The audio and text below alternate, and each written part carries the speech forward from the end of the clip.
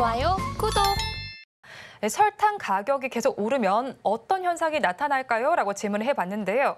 챗GPT는 설탕 가격이 오르면 여러 가지 현상이 나타날 수 있다라고 답변을 줬습니다. 첫 번째로 인플레이션 현상이 나타날 수 있다. 이렇게 소비자들이 더 많은 돈을 지출하게 될 수 있다라고 말을 했고요. 두 번째로 이렇게 된다면 생활비 부담도 늘어날 수 있다고 말했습니다.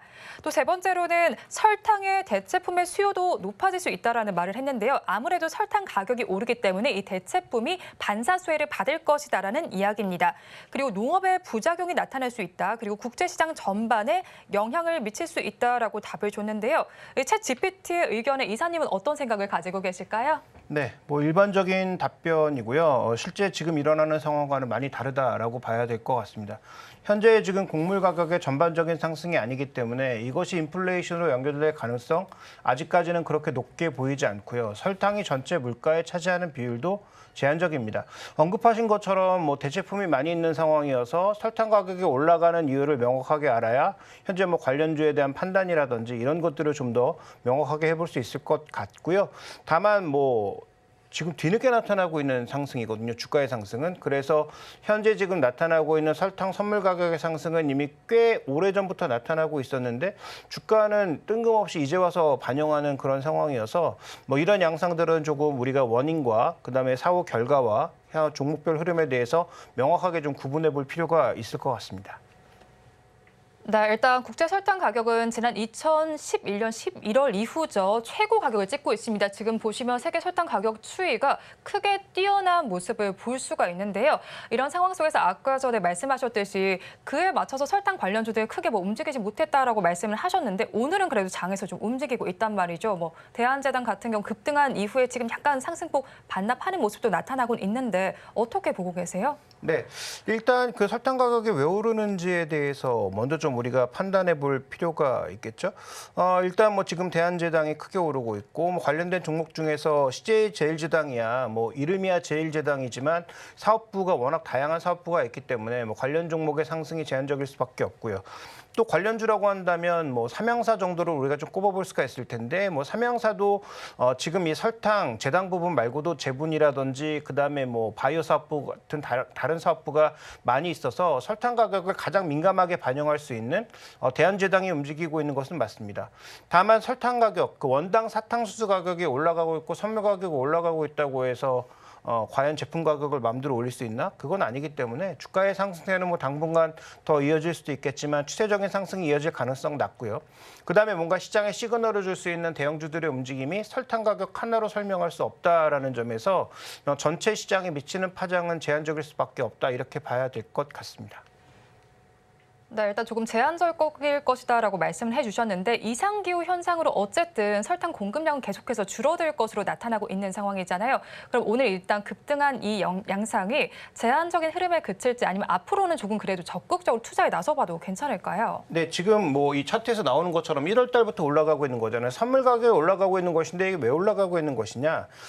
지금 이제 작년까지는 라니냐가 강했다면 올해는 엘니뇨로 전환될 것이다. 즉 평균보다 수온이 좀 올라갈 것이다라는 그런 얘기가 나오면서 엘니뇨 상황에서 가장 민감하게 움직였던 상품이 뭐가 있었는지 따져보면 소프트 상품들이란 얘기죠. 그래서 기본적으로 우리가 먹는 이 곡물류가 올라가는 것이 아니라 브라질 지역, 그 브라질 밴드 쪽에서 아마 농산물 쪽에 뭔가 파급 효과가 있을 수 있기 때문에 두 가지 상품이 움직이고 있는데 사탕수수와 커피 이 두 가지 상품이 지금 민감하게 움직이고 있단 말이죠. 그러니까 남반구에서 그 정도 위도에서 움직이고 있는 그런 상품들의 가격이 움직일 거라고 봐서 엘니뇨 가능성에 베팅하는 일종의 세력들이 선물 가격을 끌어올리고 있다라고 봐야 될 것 같고요. 그래서 이것들이 정말 추세적으로 갈 것인지는 엘니뇨가 얼마나 심각하게 나타날지를 판단해 봐야 되는데 제가 20년 동안 이 증권시장에 있으면서 음식료 관련주들의 이 기상이변을 살펴본 결과 항상 예측이 맞았던 적이 별로 없다. 그러니까 엘니뇨로 간다면 엘니뇨로 가긴 하지만 엘니뇨로 인해서 정말로 상품 가격이 급등한 적도 별로 없고 급락한 적도 별로 없더라라는 것이고요. 그다음에 라니냐가 좀 더 심각한 상황이기 때문에 엘니뇨로 인해서 설탕 가격을 포함한 전체 인플레이션이 크게 작용할 가능성 낮다라고 봐야 될 것 같고요. 그다음에 또 설탕에서 만들어내는 상품들의 그 규모 수 자체가 일단 제한적일 수밖에 없다라는 점에서 저는 뭐 관련주에 대한 투자는 우리가 좀 신중하게 가져가는 것이 바람직하지 않을까. 물론 뭐 주가에 상단이 닫혀 있다. 내일부터 급락할 거다. 이렇게 볼 수는 없습니다. 추가적으로 더 올라갈 수 있겠죠. 최근 시장이 또 약간 담보 상태를 보여주고 있기 때문에 이런 테마주의 강세가 조금 더 이어질 수 있지만 이게 뭐 산업이라든지 종목이라든지 여기 전체적으로 미치는 영향은 제한적일 수밖에 없고 그다음에 관련된 종목이 올라가려면 설탕 가격 올라가는 것보다 더 중요한 게 있습니다. 설탕 가격 올라가는 것만큼 제품 가격을 올릴 수 있어야 되거든요. 근데 지금 정부가 불을 켜고 지금 물가를 누르려고 하고 있는데 과연 뭐 삼양사나 뭐 CJ제일제당 이런 회사들이 마음대로 제품 가격 올릴 수 있을까? 그거 쉽지 않거든요. 그래서 그런 관점에서 주가의 연속성은 저는 뭐 제한적일 수밖에 없다라고 보고 있습니다. 네, 일단 엘니뇨 현상 자체가 식품 전반에 미치는 영향도 좀 제한적일 것이다라고 짚어주셨고요. 거기에 더해서 설탕 가격이 오르면서 다른 물가도 올라줘야 되는데 지금 정부가 물가를 잡고 있는 상황 속에서 이게 쉽지는 않을 것이다라는 전망을 내놔 주시긴 했는데 그래도 일각에서는 일단 설탕 가격이 올라가면서 식탁 물가까지 오를 것이다라는 이야기가 나옵니다. 그렇다면 음식료 업체별로도 좀 차별화된 전략이 필요해 보이는데요. 네, 일단 전체 원가가 올라가고 그것을 제품 가격에 반영할 수 있다면 좋죠. 그래서 작년에 상반기에 굉장히 관련된 종목들 주가가 좋았거든요.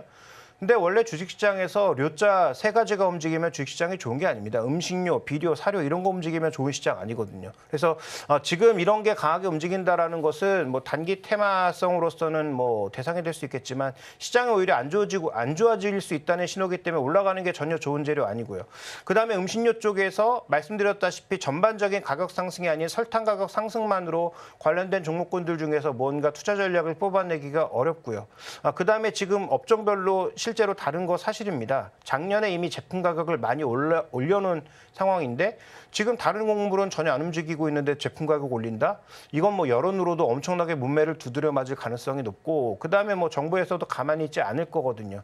그러니까 그런 차원에서 봤을 때 음식료 관련주 중에서는 지금 투자할 만한 게 별로 없다. 다만 지금 이런 구간에서도 신고가를 보이는 음식료주가 두 개 눈에 보이죠. 오리온과 농심인데 오리온과 농심은 Q가 핵심이라는 거죠. 그러니까 가격은 작년에 다 올려놨고 올해는 이들이 농심은 미국 공장이 새롭게 준공되면서 물량이 늘어나는 것이 실적에 긍정적으로 작용하면서 최근에 신고가 쓰고 있는 거고요.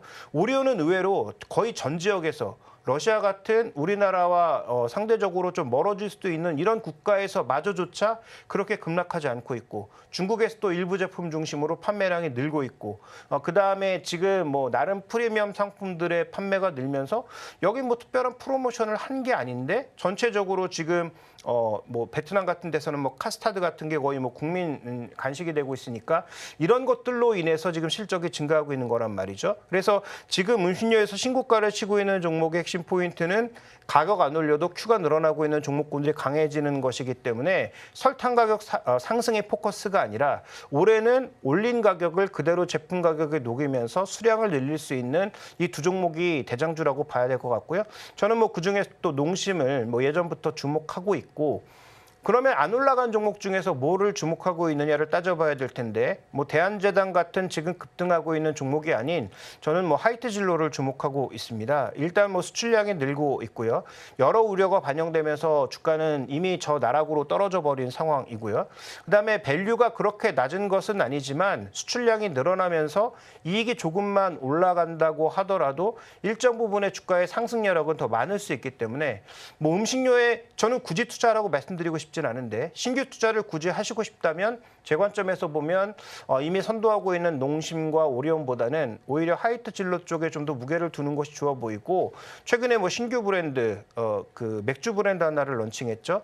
이게 뭐 여러 가지 얘기들은 있습니다만 실제 판매량은 그래도 좀 나오는 것으로 보이고 계절적으로도 이 뭐 축제 시즌 그다음에 맥주의 소비량이 늘 수 있는 그런 구간이니까 계절적인 차원에서의 단기 투자 매력도 어쨌든 하이트 진로에 좀 더 있지 않나 이렇게 보고 있습니다.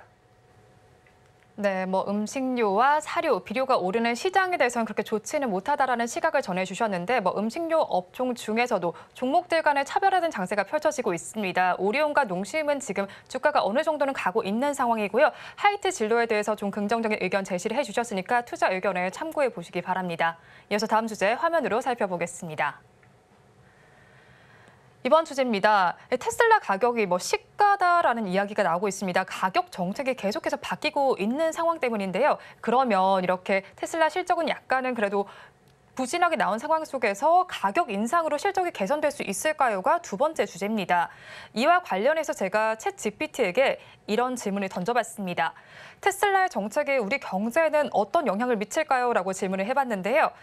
테슬라는 정책이 우리 경제에 미치는 영향이 여러 가지 요인에 따라 달라질 수 있다라고 말을 해줬습니다. 첫 번째로 일자리를 창출할 수 있다. 두 번째로 경쟁 업체에 대해서 압력을 줄 수 있다고 말을 했습니다. 또 다음으로 에너지 산업에도 변화를 줄 수 있고 마지막으로 환경 문제를 개선할 수 있다라는 입장을 내놨습니다. 이와 관련해서 경제적 또 환경적 문제에 대해서 대처 방안에 대한 논의를 촉진시키고 있다라는 답변을 줬는데 이에 대한 이사님 의견은 어떠실까요? 네, 나머지는 다 장기적으로 지켜봐야 될 이슈들이고요. 단기적으로 우리가 좀 영향을 받을 수 있다라고 보는 것은 두 번째죠. 우리가 보통 자동차 가격이라고 하는 것은 정찰제입니다. 물론 미국 같은 국가에서는 정찰제가 아니라 실제로 딜러가 자신들의 프로모션의 비용을 조절해 나가면서 인센티브를 조절해서 가격을 조절하니까 정찰제는 아니라고도 할 수 있을 것 같은데 지금 테슬라가 이끌고 있는 게 인터넷망으로 팔기 시작하면서 가격을 일률적으로 가져가고 있죠. 두 번째 포인트. 그다음에 또 한 가지 주도하고 있는 것은 우리의 기본적인 생각은 자동차는 해가 바뀌면 무조건 가격이 올라가는 거다. 페이스리프트하고 연식 바뀌면서 무조건 가격이 올라간다가 정설인데 테슬라가 이걸 깨고 있는 거죠. 경쟁사들이 툭툭 치고 올라오니까 그래? 그럼 우리 마진이 높으니까 마진으로 한번 경쟁해 볼게 하고 자신의 마진을 깎아버렸습니다. 그래서 지금 현재 구간에서 우리가 주목해 봐야 될 것은 테슬라의 이러한 정책이 기존의 자동차 시장의 헤게모니를 흔들면서 얼마만큼 경쟁사를 압박하느냐가 관건입니다. 그래서 테슬라가 단기적으로 가격을 좀 올렸다 내렸다 이건 중요한 문제가 아닙니다. 테슬라가 과연 이러한 가격의 플럭시에이션을 주면서 과연 전체적으로 시장의 헤게모니를 확 바꿔버릴 것인가, 패러다임을 바꿔버릴 것인가가 중요하고 패러다임을 바꾸면서 테슬라가 헤게모니를 지면 다른 회사는 눈물을 머금고 쫓아갈 수밖에 없는 입장이거든요. 지금 현재 구간에선 아무리 현대차가 잘 나간다고 해도 전기차에서는 부동의 1위는 테슬라니까요. 그래서 이런 부분들에 대해서 우리가 좀 더 주목해 봐야 될 것 같고 아까 환경이라든지 나머지 요소는 굉장히 장기적인 요소라고 봐야 될 것 같습니다. 네, 일단 테슬라가 패러다임을 바뀔 수 있다라고 말씀을 해주셨는데 테슬라 그가 가격 인하 정책을 펼치다가 이번에 실적 발표 이후에 다시 가격을 인상하기로 바꿨잖아요. 이렇게 좀 왔다 갔다 고무줄 가격 정책을 보이는 데는 어떤 배경이 있나요? 일단 중요한 건 테슬라가 말씀드렸던 것처럼 경쟁사를 죽이려고 하고 있는 거죠. 그러니까 전기차 시장이 앞으로 얼마나 성장할지에 대해서는 약간의 논란이 있겠지만 기본적인 방향성에 대해서는 모두가 공감하는 거 아닙니까? 앞으로 많이 커질 것 같다라고 하는데 중요한 건 가격이라는 거죠. 우리가 예전에 그냥 대중차라고 생각했던 영역의 지금 전기차 가격이 기본적으로 시작 가격이 깡통이 5천만 원부터 시작해서 옵션 달면 6천만 원이 기본입니다. 그러면 우리의 소득은 바뀐 게 없는데 자동차 가격은 기본적으로 대중차가 한 3천만 원대에서 6천만 원으로 2배가 뛴 거잖아요. 보조금 1천만 원 정도 준다지만 판매가 기하급수적으로 늘어나면 보조금 다 줄 수 있나요? 보조금도 줄어들 수밖에 없는 거고요.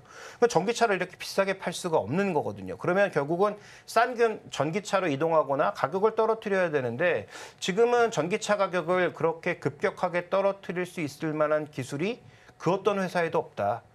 그렇기 때문에 현재 구간에서의 핵심 포인트는 테슬라가 자신의 마진을 포기하는 한이 있더라도 시장의 마켓 셰어를 유지하면서 올라가는 이 전기차 시장의 성장을 다 지금 독차지하려고 하고 있다는 게 핵심 포인트라는 거죠. 그러면 다른 회사는 여기에 대비가 되어 있느냐? 전혀 되어 있지 않습니다.